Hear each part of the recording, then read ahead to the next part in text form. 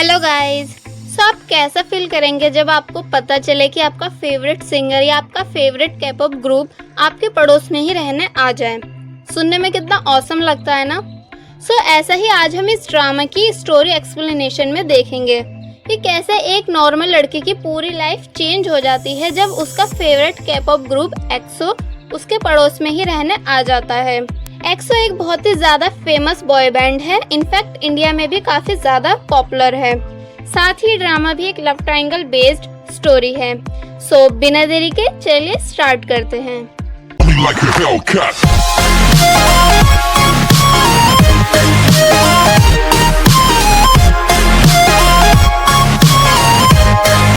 Drama की starting होती है नाइट से।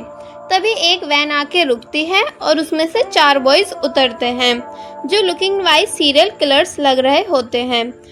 तभी हमारी फीमेल लीड जियोन ही अपने घर जा रही होती है तो वो नोटिस करती है कि कुछ लोग उसका पीछा कर रहे हैं और ऐसा इसलिए हो रहा होता है क्योंकि वो चारों बॉयज और जियोन ही की लोकेशन एक ही है। तो वो चलते हुए उन चारों बॉयज़ की बातें सुनती है जिससे उसे लगता है कि ये चारों बॉयज़ किसी का मर्डर करके आए हैं और फिर बस वो तभी वहाँ पर गिर जाती है। जैसे वो चारों बॉयज़ उसे पास से आकर देखते हैं तो वो चिल्ला के वहाँ से भाग जाती है। नेक्स्ट मॉर्निंग जियोनही और उसकी मॉम एंड उसका भाई ब्रेकफास्ट कर रहे होते हैं तो उसकी मॉम उसे बताती हैं कि कुछ लोग हमारे पड़ोस में रहने आए हैं। तो जियोनही काफ़ी खुश हो जाती है, उसे लगता है कि कोई स्मार्ट या हैंडसम बॉयज़ ही रहने के लिए आए होंगे तो वो अच्छे से रेडी हो जाती है, बट ऐसा नहीं होता है। वैसे आए तो वही चारों बॉयज़ हैं जो स्टार्टिंग में हमें दिखाए गए थे, ये दोनों तो उनके हेल्पर्स होते हैं। फिर हमें जियोनही से अच्छे से इंट्रोड्यूस कराया जाता है कि वो एक बहुत ही ज़्यादा शाय लड़की है विद 0 डेटिंग एक्सपीरियंस। साथ ही उसे एक ब्लशिंग प्रॉब्लम होती है कि जिस किसी भी बॉय को वो पसंद करती है तो उससे बात करते हुए उसके चिक्स रेड हो जाते हैं। ऐसे उसके साथ जब हुआ था जब वो अपने हाई स्कूल क्रश को प्रपोज करने वाली थी, बट बहुत ही ज़्यादा शाय होने की वजह से वो कुछ भी नहीं कह पाई और उसका क्रश उससे इरिटेट होकर वहाँ से चला जाता है। सो बस वो पूरे दिन अपने फेवरेट K-pop बॉय बैंड एक्सो के सॉन्ग सुनती है और उनके शोज देखती है और वाकई में लड़की एक्सो बॉयज़ की बिग फैन है। तो जियोनही की मॉम न्यू नेबर्स के लिए राइस केक्स रेडी करती है और जियोनही से उन्हें न्यू नेबर्स के यहाँ दे के आने के लिए बोलती है। तो जैसे जियोनही उस घर में एंटर करती है तो वहाँ पर कोई भी नहीं होता है तो वो उन राइस केक्स को खाने लग जाती है और फ्रिज में से पानी लेकर पी ही रही होती है कि तभी वहाँ हमारे एक्सो बॉयज़ यानी छेनयोल, डियो, बैक्यून एंड सीहुन वहाँ आ जाते हैं, जिसमें से हमारा मेन कैरेक्टर छेनयोल जियोनही से पूछता है कि तुम कौन हो, कि तभी जियोनही छेनयोल के ऊपर स्प्लिट कर देती है और बहुत ही ज़्यादा शॉक हो जाती है। उसे यकीन ही नहीं आ रहा होता है कि वो अपने फेवरेट K-pop ग्रुप एक्सो के सामने खड़ी है और बहुत ही ज़्यादा कंफ्यूज हो जाती है कि अब करे तो करे क्या और छुपके से साइड से निकल के वहाँ से भाग जाती है और घर पर आकर बहुत ही ज़्यादा शॉक हो जाती है कि कहीं मैं ये कोई सपना तो नहीं देख रही।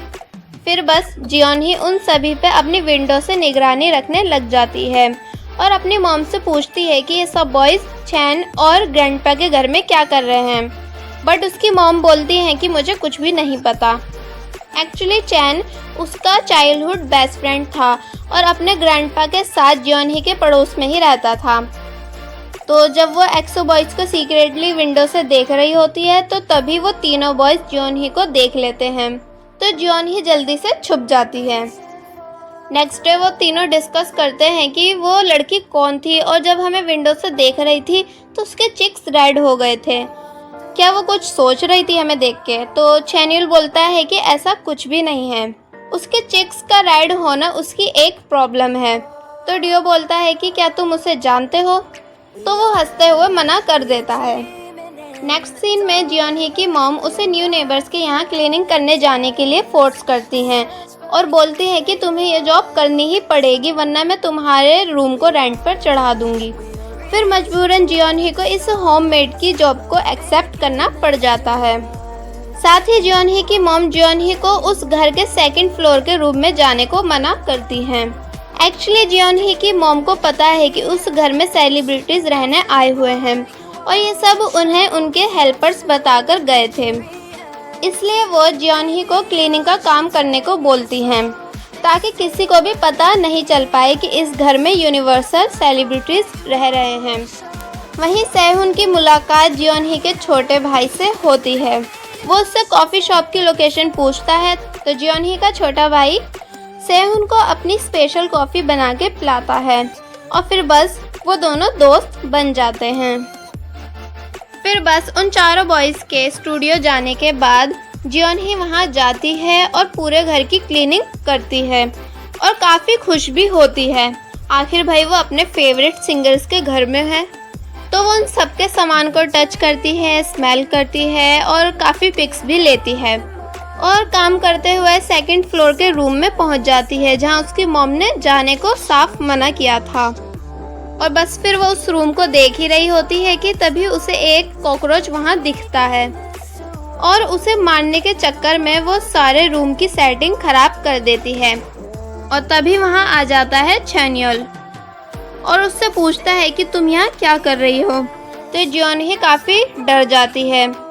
तभी फिर वो ज़ोर से उसके ऊपर चिल्लाता है, तो जियोनही डरी हुई स्टेज से नीचे उतर के वहाँ से बाहर आ जाती है और बैठ के रोने लग जाती है।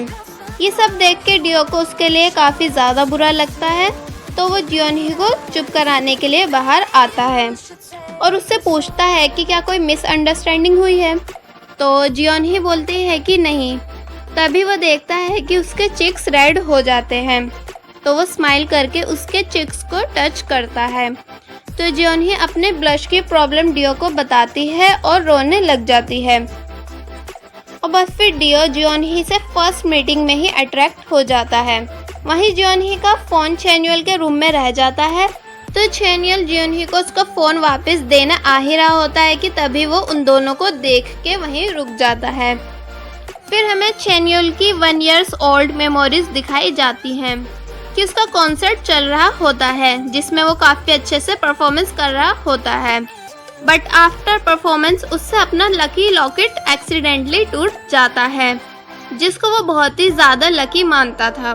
और तभी उसे न्यूज़ मिलती है कि उसके ग्रैंडपा की डेथ हो गई है।